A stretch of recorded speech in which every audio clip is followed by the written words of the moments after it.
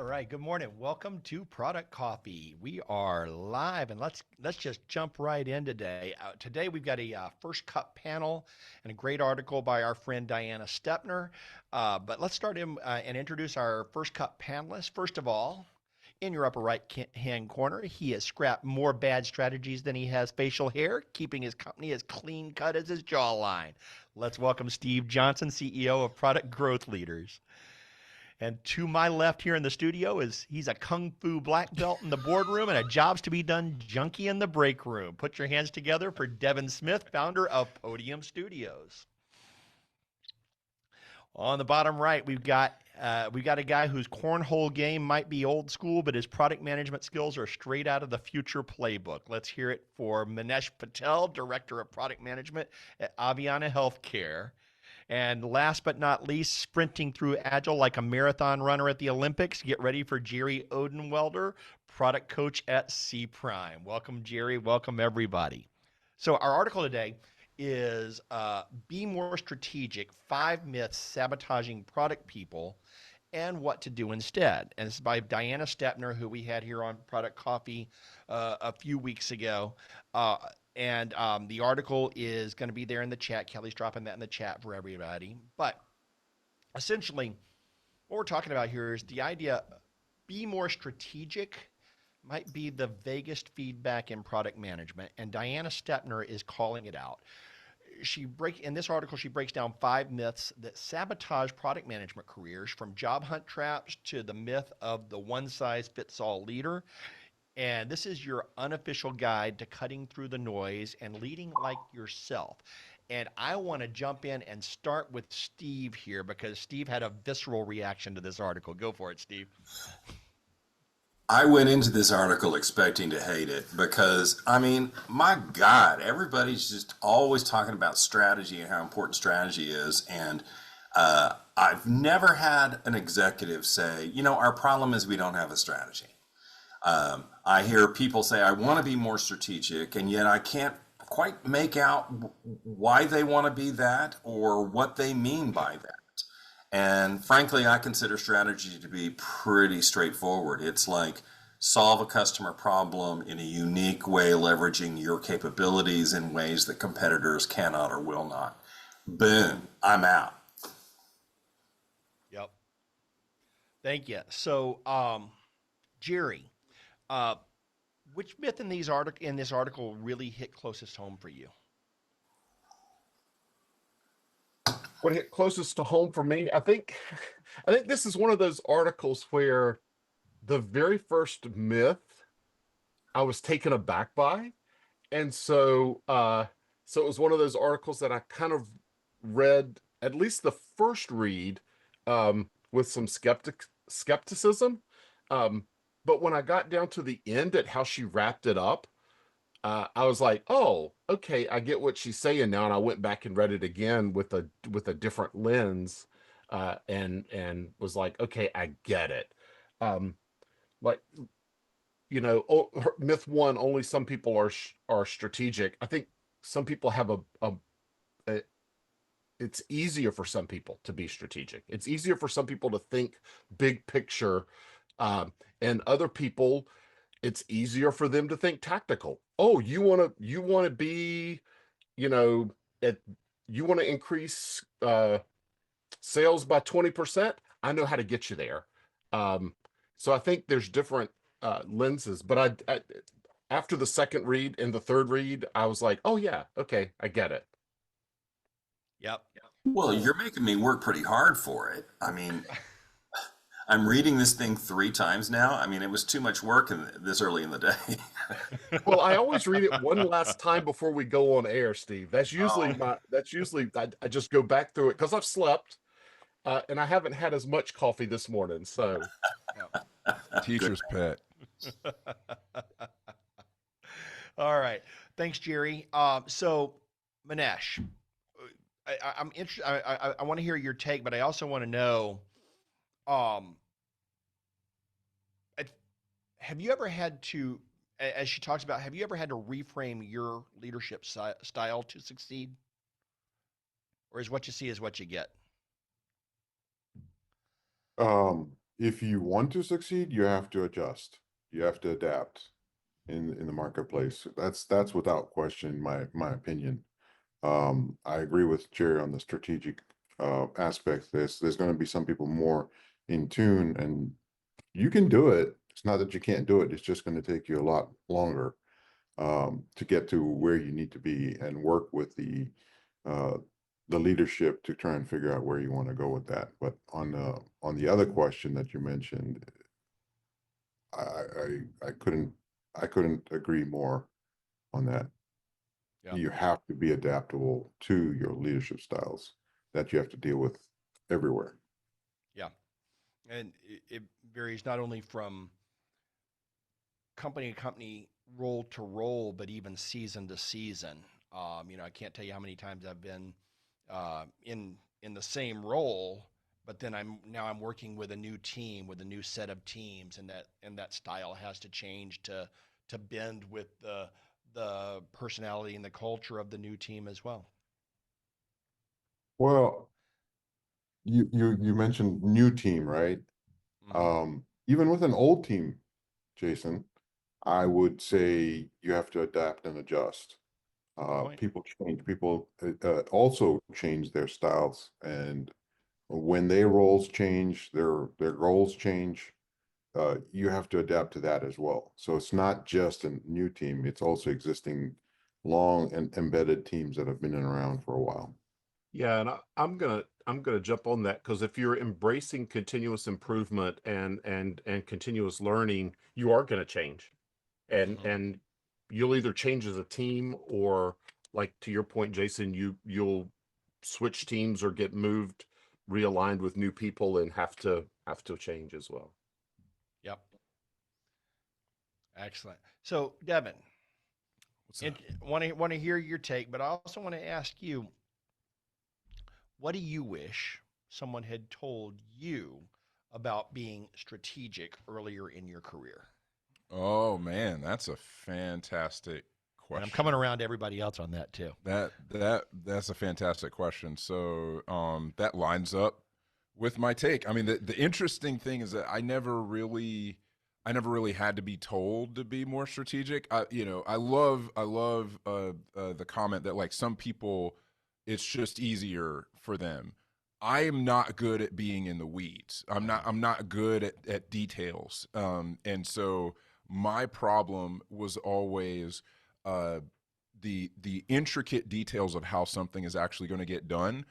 But before I ever had a product position, I was already thinking, from a strategic angle, are we even making the right product? I was asking that question, well before. And so I do see, like, I know she started out the article like, they always say be more strategic and all that stuff. And I'm like, yeah, but there is actually a problem. I remember when I was actually a director of product, I had two product managers under me, and they had the opposite problem. One of them thought strategically very well, and he was like me. He sucked at the details. And I was getting people coming to me like, hey, dude is not seeing that these things get done. But I was happy because he was thinking, how do we advance the product? How do we advance the company? It was easy for him to think that way. And with the other guy, he was really good at being down in the nitty-gritty details. But in my opinion, he was more of a product owner, as it, like, he's kind of managing the backlog, but it was really hard for him to think strategically. It was so hard, and I was frustrated because I was like, I'm getting pressure to advance certain things, and one guy, if I just get him a business analyst, he's good. The other guy, I don't know how to fix that problem. Like, I don't know how to help him think bigger picture and stop being a project manager. And I think that was my issue, that I needed to grow as a leader to figure out how to help him grow.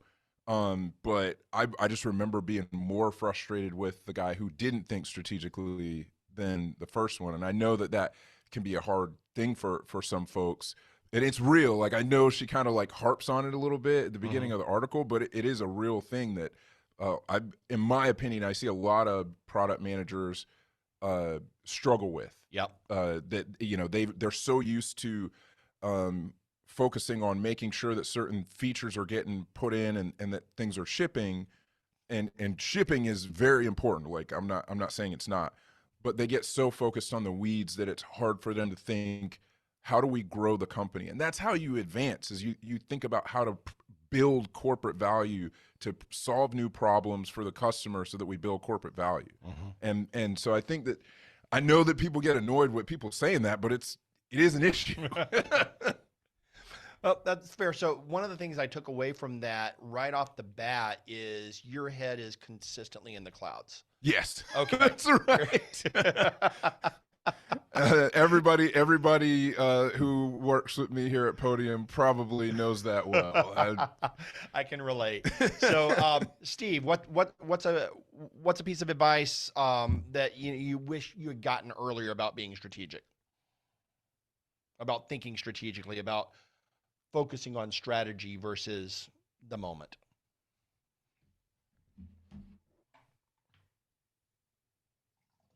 You're still on mute. If I could go back 20 years and talk to my younger self, I guess I would say never ever say the word strategy out loud. Everybody's like, ugh. But again, I think having a sense of where you're going, I think a lot of product managers and most product owners are looking, one sprint ahead. And having if you prefer, a vision of where you're trying to take the product, and not only what you want the product to be, but what you don't want it to be. One of the stories I've been telling people recently about strategy is in PowerPoint, I really want to be able to do some arithmetic functions in tables. It drives me insane. I just need a total right here, And I could totally see the product manager of PowerPoint saying, hey, that's not a bad idea. Let's go ahead and let people add numbers, And as soon as they open that door, somebody's going to say, well, I also want to be able to multiply and divide and do formulas and net present value and all the features of my TI calculator from college. So they've opened the door, and now they're recreating Excel. And the strategy of it all is to say, we have Excel. If you want to do any arithmetic in Word or PowerPoint or Visio or wherever else, just paste it in from Excel. Now, one thing I do wish is that Microsoft wouldn't suck so bad at copying.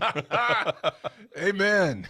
I follow your rules. I go into Excel, I make my spreadsheet, I paste it into PowerPoint, and then I spend an hour and a half reformatting it. Yes. Oh, that's so good. All you guys talking about AI, AI is cute as the dickens, but, could somebody fix copy and paste between applications? But anyway, the point is, PowerPoint presumably has a strategy. Not PowerPoint. Office presumably has a strategy, a vision of where they want to go. And again, at the PowerPoint and Word and the individual product level, it's like, we know who we are and we know who we are not. And I think that's the lesson I would send back to an earlier me. Awesome. If I may, one thing, they've decidedly, like, Microsoft Office has decidedly, determined that I'm not their target audience. So I have the same problems as you, Steve. They've decided that I'm not the target audience. Because copy and paste from anything into Word makes me want to punch a hole straight through my laptop. In their personas, they have Devin Smith with a big X through it. Yes, that's exactly right. That's right. But he's too strategic for them. Too strategic. Yeah. That's it. That's it. That's actually the thing I wanted to say, Steve. You're totally right. I realized early on that the bosses that I worked for, the entrepreneurs that I worked for, or who I worked for, I talked about strategy too much. And the problem is that you got some folks, and I realize this now, having my own business. You can talk about strategy till you're blue in the face. Until you actually take action, it doesn't matter. So you can spend all this time coming up with the right strategy. Sometimes you're not going to know. Like, my problem was I wanted to know all of the answers. I wanted to know what our game was, what was our angle before going into it. And it can be a good thing and a bad thing. And I would sometimes if you can't get the answer, you just go. You figure it out as you go. And I didn't have that muscle. And I annoyed the crap out of my bosses because I would talk about strategy when it was not the right time. Yep. And it took me a long time. Actually, it took me starting my own business to get punched in the mouth and realize, like, sometimes you just freaking go and the strategy reveals itself. Yep. Fair enough. Very good. Thank you. So real quickly, and I want to get out to our audience real quick, but Jerry, one thing you wish you'd learned about being strategic earlier in your career? Yeah, I'm gonna go right back to something Steve said at the very top of this. Thank you, Steve. It's not as mystical as you think it is. It's a word that carries a lot of weight. When people hear it, they're like, "Ooh, that must be important. It's strategic." But there's not a lot of mystery in there. Like, find the problem to solve and like march in that direction. Make sure it's aligned with your business's priorities, Boom. not just the feature of the day. Exactly. Yeah. I'll make sure you're aligned with your business priority. But I also want to call out Devin. You know, like, if you're an in the clouds kind of guy, having somebody that can, like, get your ideas move forward is a great thing. You should embrace that, man. Don't get frustrated by people that are tactical. Like, embrace it and say, "Hey, I want to be on the moon. This guy's a rocket scientist. He can get me to the moon." Let him manage the rocket science backlog. That's and right. Get me to the moon. Yeah, I want to echo that real quick too, if I can. I think also helping the people really go with their bent. You know, like in that example, and it kind of reminds me of time in my career when I could have gone into product owner area or product manager area, and I chose product manager because that's kind of where seemed like the money was and where a manager was. And now that I'm a consultant and working as a product owner for one of our clients, I realized that I probably should have chosen the product owner route, but I didn't because I love it, frankly. But I'm also getting paid a product manager, pay because I'm a consultant. Nice. That's pretty good. Both worlds. That's the best of both Nice, worlds, Andy. right? Yeah. So yeah. All right, let's jump over Manesh real quick. Land the plane for us. Well, there's a lot of things in this article that could be construed in multiple ways depending on how you read it and what your experience is. To your point, when you were younger and you came into the role, what does strategic mean? What are you supposed to do in your first 90 days and things of that nature? I say take it with a grain of salt, number one. Strategy has been misconstrued multiple times into different things for people. You have to go through it multiple times to learn what the true strategy is. So yes, I agree with Jerry and Steve. When you come to the realization of understanding what the problem you need to solve and go solve it, yes, then it's easy. But getting to that point, it's not as easy for some as it is for others. Excellent. Thank you. Thank you to our first cup panel. I'm going to jump over. We've got about 11 minutes until the top of the hour. So I want to encourage everybody who is here with us on the Zoom call to turn on your camera.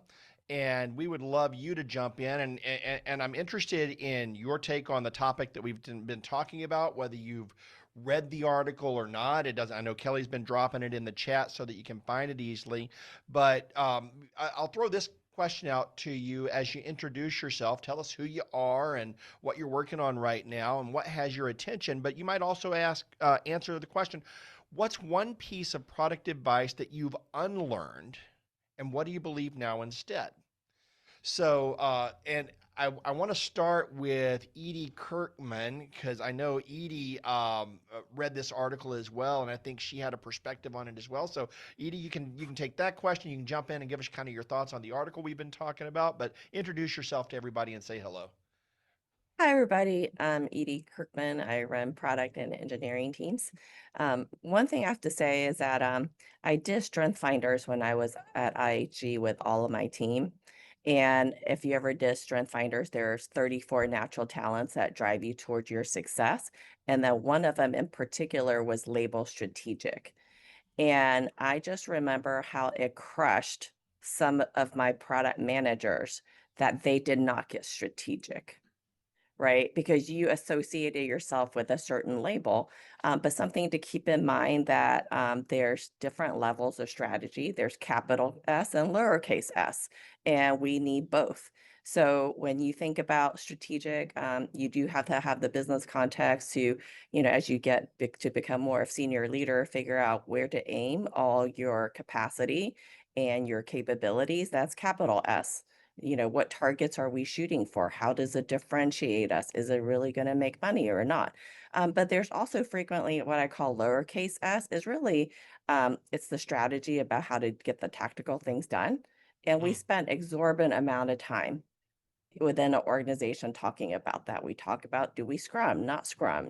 Do we do this? Do we cut back on this? Do we change this vendor? Do we phase this? So I think like everything is strategic at the end of the day is really how you are aiming your energy towards getting whatever that thing that needs to be accomplished. Welcome to Product Coffee. Today we are having our grounds for discussion roundtable discussion, and we're going to be talking about hot takes on the real value of AI. And to get us started, I want to welcome our panel, our roundtable panel, and let's just get started. And we'll work from left to right here. First of all, from funk band jams to data plans. He's the groove master of AI. Say hello to Misha Sopovar, who's the VP of AI product management at Cherry. And he's not finishing his AeroPress, refining his AeroPress technique. He's fine-tuning AI tools that transform how products are built. Say hello to Jose Romero, VP of product and platform at xfactor.io.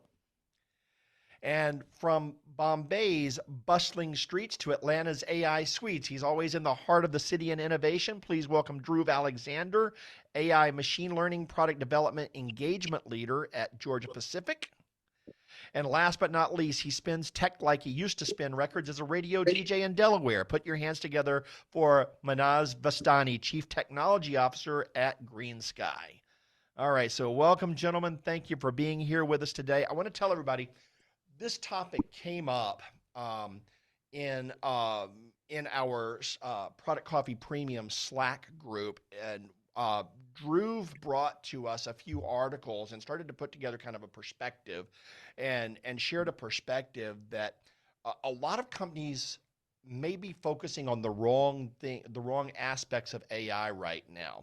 And that spawned a larger conversation. And we decided we put together a really good panel. So these experts are going to really help us dig in on this topic really well today. So I want to start and just do a quick round with each of you and ask you, what is one thing that AI is really good at right now and one thing that it's not good at? And since I know what Dhruv's going to say, I'm going to go first to Manaz. So one thing AI is very good at right now is actually galvanizing the organization to actually start investing in innovation. To me, that's been AI's biggest contribution. One thing it's not good at is, in my opinion, there's a lot of experimentation, and there is some shattered dreams along the way before you actually get to something that really works for the organization.